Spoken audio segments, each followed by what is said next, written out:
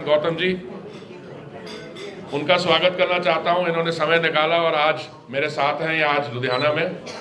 बाकी जो हमारे मंच पे हैं वो तो आप ही के हैं, लुधियाना के, सब आप जानते होंगे, अनिल जी को और बाकियों को। कल हमने चंडीगढ़ कल असी कैप्टन साहब दे नाल ते ढींडसा साहब दे नाल 11 संकल्प या कमिटमेंट्स ਤੁਹਾਡੇ ਸਾਹਮਣੇ ਰੱਖੀਆਂ। ਤੁਹਾਨੂੰ ਉਹਦੇ ਬਾਰੇ ਜਾਣਕਾਰੀ ਹੈਗੀ ਆਲਰੇਡੀ ਕਿ ਮੈਂ ਉਹ 11 ਫਿਰ ਇੱਕ ਵਾਰੀ ਤੁਹਾਨੂੰ ਪੜ੍ਹ ਕੇ ਸੁਣਾਵਾਂ? ਜਾਣਕਾਰੀ ਹੈ ਨਾ? अच्छा ठीक है। फिर ਅਸੀਂ ਆਪਾਂ ਇੰਜ ਕਰੀਏ ਕਿ ਕੋਈ ਇੰਟਰੋਡਕਟਰੀ ਸਟੇਟਮੈਂਟ ਦੀ ਬਜਾਏ ਤੁਸੀਂ ਸਵਾਲ ਪੁੱਛੋ ਤਾਂ ਅਸੀਂ ਕੋਸ਼ਿਸ਼ ਕਰਾਂਗੇ ਤੁਹਾਡੇ ਸਵਾਲਾਂ ਦਾ ਜਵਾਬ ਦੇਣ ਵਾਸਤੇ। ਪਹਿਲਾਂ ਤੁਸੀਂ ਬਰੀਫ ਕਰ ਦਿਓ ਨਾ। ਕਿ ਬਰੀਫ ਤਾਂ ਮੈਂ ਤੁਹਾਨੂੰ ਕਹਤਾ ਕੱਲ ਅਸੀਂ 11 ਕਮਿਟ कांग्रेस पार्टी कह रही है और ईडी की रेड हुई है, एक पॉलिटिकल कंटेस्ट है। कांग्रेस पार्टी पता नहीं की कहती, और इन्हां दा एक युवा नेता है, ਉਹਦਾ ਤੁਸੀਂ ਉਸ ਦਿਨ ਭਾਸ਼ਣ ਸੁਣੇ। यार फोन बंद कर लो जरा, यार फोन बंद कर लो या बाहर खड़े हो जाओ। हाँ हाँ, ਉਹਨਾਂ ਦਾ युवा नेता है, महामारी के दौरान कहता मोदी जी हमारे बच्चों की वैक्सीन कहाँ है। उदों मैं जवाब दिता सी तुहाडी सरकार है राजस्थान ते पंजाब। राजस्थान तुसी कूड़े छट्टी हो वैक्सीन, ते पंजाब तुसी मुनाफाखोरी कर रही है तुहाडी सरकार वैक्सीन ते। ये मैं तुहानूं क्यों याद करवा रहा? कल उन्होंने उस दिन जो पार्लियामेंट में उन्होंने भाषण दिया, उसको बड़े जरा ध्यान से उसको सुनिए क्या क्या उन्होंने कहा है।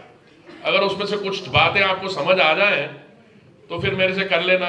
दो इनके चेहरे हैं यहाँ पे जिनको मुख्यमंत्री के दावेदार हैं, अब तो वैसे 3 है, वो तीसरा भी बोल पड़ा। एक हैगा चेहरा जड़ा साड़ी जड़ी बॉर्डर ने दूजा मुल्क है, उन्हों का जड़ा जरनैल है, वो वही देश है जिथे इत्थे ड्रग्स भेजते हैं, टैररिज्म भेजते हैं। उन्होंने जरनैल नाल जफी पप्पी पॉलिटिक्स कर रहा सीगा। दूजा आदमी है, वो कहता मैं मनु दलित वोट चाहिए नहीं, मैं तो जट्टां दी वोट ते। अज मैं देखा वह ट्वीट, वह स्टेटमेंट, वो कहता इत्थे कन्वर्जन क्यों होंदी है कि हमारे बीच में प्यार नहीं है। सुनिया तुसी? कन्वर्जन इसलिए नहीं होंदी कि बाकी बंदे जो कर रहे हैं उहदे बारे कुछ नहीं कह रहे, हालेलुया। इसलिए वो कांग्रेस पार्टी की कहती है 2014 ते 2019 दोनों चुनाव मिला लो, उन्होंने 100 सीटां नहीं बनदियां लोक सभा च। हुण मनु नहीं पता, मैं ना ईडी च हैगा ना मैं उस महकमे च। मैनूं एक चीज़ पता है, जिथों चन्नी जी इलैक्शन लड़ रहे हैं उन्हें एक कंस्टिट्यूएंसी उत्थे रेती का काम तो हो रहा है, तो पता नहीं किसने रेड की हो, कोई रेती का कोई मनी लॉन्ड्रिंग ऐसा है। हुण ये सवाल उन्होंने पूछो, पर यह कहना क्योंकि कि मतलब चुनाव है तो मैंने जेडे गलत काम करते हैं उस लोग उसकी जांच करनी बंद कर देने। तुसीं कदी वैस्ट बंगाल गए हो? उत्थे होंदा स्टेट मशीनरी का यूज। साढ़े किन्ने कार्यकर्ता मारे गए हैं, कतलेआम होया। असीं इहो जी पॉलिटिक्स करते नहीं हाँ। जिथे भारतीय जनता पार्टी की सरकार है ना उत्थे land mafia, sand mafia, liquor mafia, वो इत्थे ही है। तो साडी सरकार जो बन जाएगी ये चीज़ां असीं तदी मैं कह रहा साडे वो जिहड़े 11 कमिटमेंट्स ने कल दियां देख लो। We mean business. अगर असी कुछ कहने जो साढ़े 2014 के 2019 के हमारे जो संकल्प पत्र थे, घोषणा पत्र थे, जो भी हमने लिखा हमने करके दिखाया। हमारे में और बाकी राजनीतिक दलों में बहुत फर्क है, और उसके कारण हम सिर्फ भारत में सबसे बड़े राजनीतिक दल नहीं है, दुनिया भर में सबसे बड़ा राजनीतिक दल है और इंक्लूसिव है। हमारे यहाँ परिवारवाद नहीं है, किधर उधर भांजा लड़ रहा है, किधर चाचा लड़ रहा है। साढ़े वड्डे लीडर भी अपने अगर पुत्र को कोई एक टिकट दिलवाना चाहता सीगा, असी नहीं दी। गोवा के चीफ मिनिस्टर के सन वाज एन एस्पिरेंट। क्या कारण था मुझे नहीं पता। हम टिकट देते हैं मेरिट पे, जो समाज की सेवा करे। प्रधानमंत्री जी कहते ਕਾਂਗਰਸ ਕਹਿ ਰਿਹਾ ਪ੍ਰਧਾਨ ਮੰਤਰੀ ਇਸ ਕਰਕੇ ਚਲੇ ਗਏ ਵਾਪਸ ਕਿਉਂਕਿ ਪੰਜਾਬ ਦਾ ਵਿਤਕਰਾ ਕਰਦੇ ਸੀ, ਇਸ ਕਰਕੇ ਪੰਜਾਬ ਨੂੰ ਕੁਝ ਦੇਣਾ ਨਹੀਂ ਚਾਹੁੰਦੇ, ਪੰਜਾਬ ਦਾ ਵਿਕਾਸ। ਉਹ ਯਾਰ ਪੰਜਾਬ, ਮੈਂ ਤਾਂ ਸੀਗਾ ਉਸ ਦਿਨ ਮਹਾਰਾਜ ਫਿਰੋਜ਼ਪੁਰ, ਮੈਂ ਖੁਦ ਖੜਾ ਸੀਗਾ ਜਦੋਂ ਤੁਹਾਡੇ ਡੀਜੀਪੀ ਚੀਫ ਮਿਨਿਸਟਰ ਸਾਹਿਬ ਨਾਲ ਗੱਲ ਕਰਨੇ, ਮੈਂ ਨਾਲ ਖੜਾ ਸੀ, ਸ਼ਿਗਾਵਤ ਜੀ ਤੇ ਮੈਂ ਖੜੇ ਸੀਗੇ। ਉਹ ਪ੍ਰਧਾਨ ਮੰਤਰੀ ਸੀ तो कुछ देन आए ਸੀਗੇ ਤੁਹਾਨੂੰ, पता है कितने हजार करोड़ का पैकेज था। ਕਹਿੰਦੇ ਦਿੱਤਾ ਕਿਉਂ ਨਹੀਂ ਫਿਰ? ਤੁਸੀਂ ਇਹਦੇ ਜ਼ਰਾ ਚੈੱਕ ਕਰੋ, ਦੇਖੋ ਇੰਜ ਹੈ। ਔਰ ਜਦੋਂ ਅਗਰ ਤੁਸੀਂ ਦੇਸ਼ ਦੇ ਇਲੈਕਟਿਡ ਪ੍ਰਾਈਮ ਮਿਨਿਸਟਰ ਨੂੰ ਆਣਾ ਨਹੀਂ ਚਾਹੁੰਦੇ, ਦੇਖੋ ਮੇਰਾ ਅੰਮ੍ਰਿਤਸਰ ਨਾਲ ਥੋੜਾ ਸੰਬੰਧ ਹੈ, 101 ਬੱਸ ਅੰਮ੍ਰਿਤਸਰ ਦੀ ਇਹਨਾਂ ਨੇ ਰਸਤਿਓਂ ਰੋਕੀ ਹੈ। ਮੈਂ ਖੁਦ ਸੀਗਾ ਫਿਰੋਜ਼ਪੁਰ ਉਸ ਦਿਨ, ਜਿੱਥੇ ਮੈਂ ਰਹਿ ਰਿਹਾ ਸੀਗਾ ਤੇ ਜਿੱਥੇ ਮੈਂ ਜਾਣਾ ਸੀਗਾ 5 ਮਿੰਟ ਦਾ ਰਸਤਾ है। दुष्यंत जी मेरे को पहुंचते पहुंचते 47 मिनट लग गए। इस एकदम कर रहे थे, ये चाहते नहीं सन रैली होए तो फर्क की पिया। ठीक है, अगर तुसी लॉ एंड ऑर्डर तुसी प्राइम मिनिस्टर ਨੂੰ दे सकते,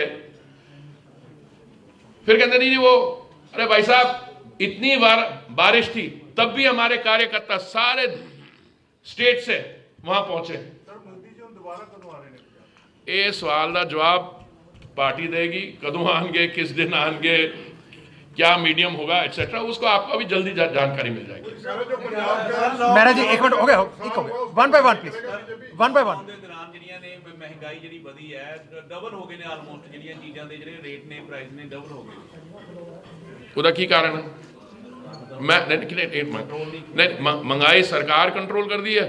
अच्छा नहीं यार, ਤੁਸੀਂ बड़े वरिष्ठ पत्रकार हो, देखो ਪੈਟਰੋਲ ਪ੍ਰਾਈਸ ਤਾਂ ਮੈਂ ਦੱਸ ਦਿਆਂ, ਕਾਂਗਰਸ ਦੀ ਸਰਕਾਰ ਸੀਗੀ 2004 ਤੇ 14 ਚ, ਜੂਨ 2010 ਨੇ ਇਹਨਾਂ ਨੇ ਐਡਮਿਨਿਸਟਰਡ ਪ੍ਰਾइस मैकेनिज्म बंद करके डीरेगुलेट करती।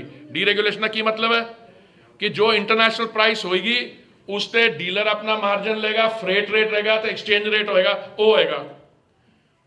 अच्छा इन्होंने खुद की किया सीगा, मैं तो पार्लियामेंट सवाल का जवाब देता हूँ, पढ़ लेना, मैं ਤੁਹਾਨੂੰ जवाब देता। जो सवाल पूछते हो तो जवाब सुनने की भी थोड़ी पेशेंस रखो। इन्होंने पता की किया सीगा अपने टाइम पेट्रोल प्राइस घट रखने वास्ते 1,41,000 करोड़ के इन्होंने ऑयल बॉन्ड्स फ्लोट किए 2005 तो, वो 1,41,000 करोड़ बनता 3,20,000 करोड़ हो गया। पिछले साल मनु 20,000 करोड़ देना पिया वापस। ये तो इरिस्पोंसिबल बंदे गए सारी, इन्होंने कम किए ने। असी की किया, असी 32 रुपए एक्साइज लैंदे सीगे पेट्रोल ते डीजल ते, वो भी असी घटता 5 रुपए घट कर दी ਉਹਦੀ, ਤੇ ਡੀਜ਼ਲ ਤੇ 10 रुपए घट कर दी। उस 32 रुपए चो महामारी के दौरान 80 करोड़ तो ज्यादा लोगों को दिन का 3 टाइम का राशन दिता। 170 crore vaccine doses free administer किया। मैं लिस्ट दिलवा देना।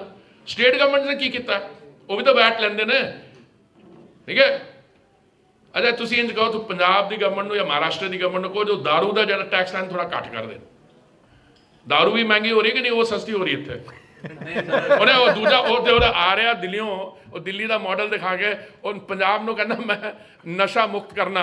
ਉਹ ਦਿੱਲੀ ਸਕੂਲਾਂ ਦੇ ਬਾਹਰ ਉਹਨੇ ਠੇਕੇ दारू ਦੇ ਠੇਕੇ ਖੋਲਤੇ ਨੇ। प्रतीक जीएसटी ਦੇ ਉਦਾਹਰਨ ਦਿਖਾਓਗੇ? 11 सूत्री प्रोग्राम अनाउंस करा। 11 हमारे संकल्प पे ये पहला है, ये विजन डॉक्यूमेंट है, इसके बाद भी और आएंगे स्पेसिफिक। पंजाब में पहले भी ये क्वेश्चन है कि it's a debt ridden state, और फ्रीबीज की बात ऑलमोस्ट बाकी पार्टीज ने की, जिसको हमने क्रिटिसाइज भी किया।